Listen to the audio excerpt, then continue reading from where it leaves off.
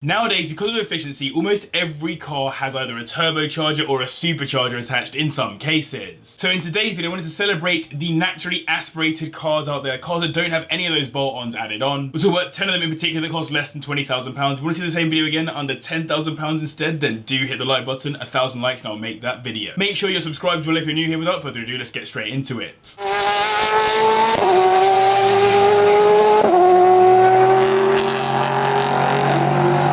It would be rude not to have a Busso engine in a video on naturally aspirated cars, so let's kick off with the Alfa Romeo 147 GTA, which is a 3.2 litre V6 engine making 246 brake horsepower, which you get to 60 in 6.1 seconds. This car is a typically silly story by Alfa, shoving a large engine into the front wheel drive hatchback that is the 147. It sounds incredible, but you do have to go for a Q2 diff to be able to put that power down to the road without torque steer. For me, this is already on its way to becoming a modern classic with its pretty looks, great sound, Italian interior and generally perfect Alfa formula. This is actually the cheapest car on the list, starting at £10,000, with £20,000 getting you a nice 2003 model with 60,000 miles on the clock. According to some owners and specialists, timing belt replacement should be done slightly sooner than the manufacturer suggests, and electrical issues are known. Next up we have the first generation Porsche Cayman S, or the 987 to give its full designation. It comes with a 3.4 litre flat 6 engine which makes 315 brake horsepower, taking it from 0 to 60 in 5 seconds. Not bad for a car sometimes referred to as the baby 911. Porsche enticed fans of the brand who didn't quite have 911 money and didn't want a convertible Boxster into buying a Porsche with this car,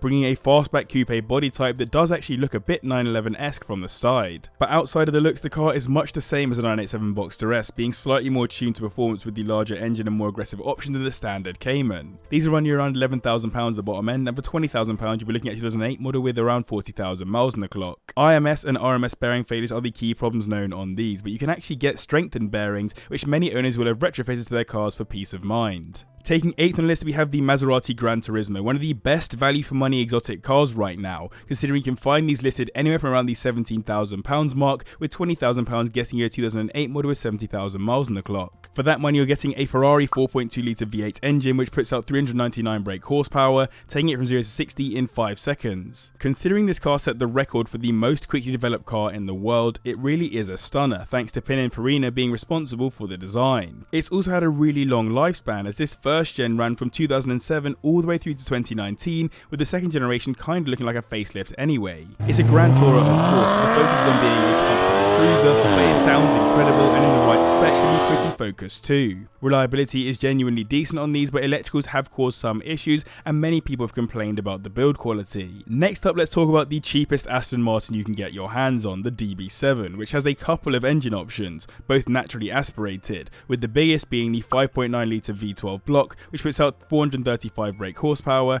taking it to 60 in 4.8 seconds. Pretty good for the oldest car on the list. This is the ugly duckling of the Aston Martin lineup, an evolution of the Jaguar XJS platform and mostly built with Jaguar resources as Ford came to back them during their ownership of Aston. So Jaguar already working on a car internally considered to be the F-Type, which through a convoluted situation of lack of financials and appetite ended up becoming the DB7, one of Ian Callum's earliest works, and a car clad in bits from the manufacturer parts bin, like the MX-5 door handles, the 323 rear lights and the Citroen CX wing mirrors. These start at around £15,000 now, with £20,000 being enough for a 2000 model with 70,000 miles on it. It's a classic car, so when owning one, treat it as such, and know that the aircon is a major problem with these. I have to apologise in advance. I hate to include two cars from the same manufacturer in a video, but I had to put two BMWs into this one because of that golden era of BMW NA cars in the late 2000s to early 2010s. We're kicking off with the BMW M3 from the E90 generation, which came with a 4 litre V8 engine,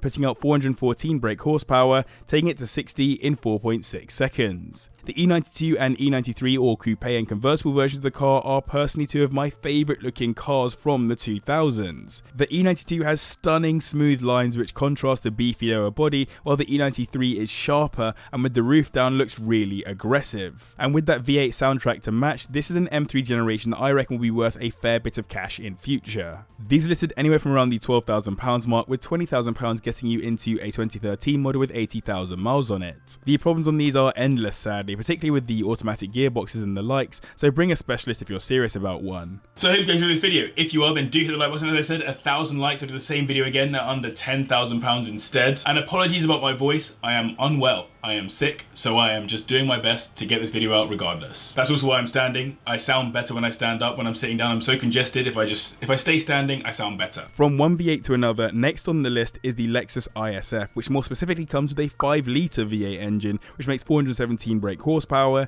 taking it from 0 to 60 in 4.6 seconds, matching the M3. This car was developed and released alongside the LFA, so it's in great company, and for me, given barely anyone really knows about them, it remains a bit of a sleeper. Sure, it does give you a bit of a beefier body and the fake stacked quad exhaust, but all in, it's not the shoutiest car in the world, even on the interior, where it's like a hybrid between sporty and simple luxury. That's not to say it isn't performant though. It's clad in some great technology to keep it stable, and it's actually quite rare too, with just 177 on the road in the UK right now. This is, however, the second most expensive car on the list, starting at £19,000, with 20 grand getting you a 2008 model with 90,000 miles on the clock. As its Lexus reliability is great, but leaky water pumps were the main known problems on these. One of the best manufacturers for naturally aspirated engines is, in my opinion, TVR, given their Speed 6 engine being so well known for putting out a bunch of power and performance without any bolt-ons. The Tamora is a great example of this, as it comes with a 3.6 litre inline-6 engine, which makes 350 brake horsepower,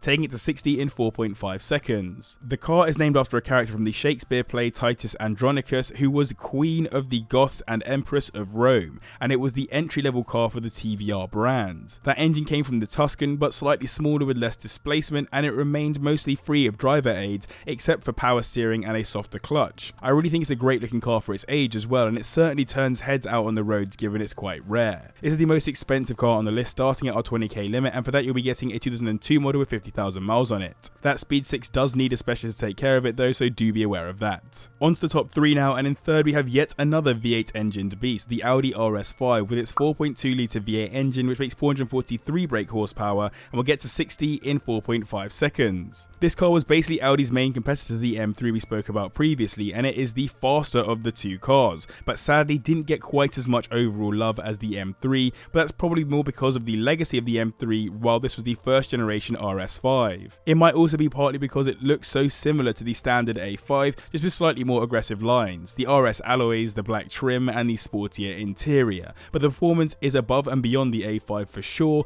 with the active diff helping to handle the fact that the car's quite heavy. These are listed for around £13,000 minimum, and £20,000 will get you into a 2014 model with 70,000 miles on it. The engine is very solid on reliability, though it can burn through oil and other problems are relatively minor. I said there would be 2 BMWs on this list, and here is the second one, the E60 BMW M5, which I simply couldn't ignore, thanks to its 5-litre V10 engine, which makes 499 brake horsepower, taking it to 60 in 4.5 seconds with an incredible soundtrack all the way. That engine came from BMW's collaboration with the Sauber F1 team, and the car will do 190 miles per hour with the limiter removed. It's one of the most incredible super saloons of its time, and today I'd still say from a value for money perspective you get a lot with the M5. The only problem is you might also get a lot of headaches, as it was not known for its reliability, with the SMG gearbox red cog of death being one of the leading causes of problems for M5 owners. These have been rapidly increasing in value over the past few years, starting now at £16,000, while 20 grand will get you into a 2009 model with 80,000 miles on it. Taking the top spot in this video is the Mercedes C63 AMG, which comes with a 6.2 litre V8 engine,